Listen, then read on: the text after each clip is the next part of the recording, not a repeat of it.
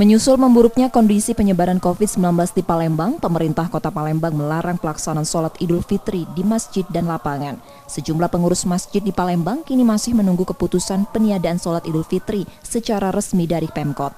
Salah satu juga dilakukan pengurus Masjid Agung Jaya Wikromo Palembang. Jika peniadaan tersebut resmi, pengurus Masjid Agung akan menutup aktivitas sholat Id dan meminta warga melakukan sholat Idul Fitri di rumah. Kalau tidak ada dilaksanakan di masjid, tidak berjamaah di masjid, ya kita berjamaah di rumah. Ya, jadi saya selaku pengurus Masjid Sultan Mahmud Badarudin Jaya Wikromo mengimbau untuk masyarakat untuk sholat itu tetap sholat. Nah, tidak bisa di masjid, sholat di rumah. Dan kepala keluarga bisa menjadi khotib, menjadi imam. Nah, kan? Kumpulkan ya, anak, cucu ya. Bila perlu saudara-saudara yang dekat ya, kumpulkan di rumah untuk sholat bersama-sama. Kalau memang tidak ada dilaksanakan sholat di masjid atau di lapangan.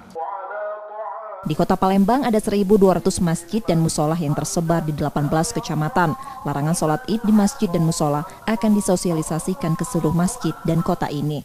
Nur Muhammad, Kompas TV, Palembang.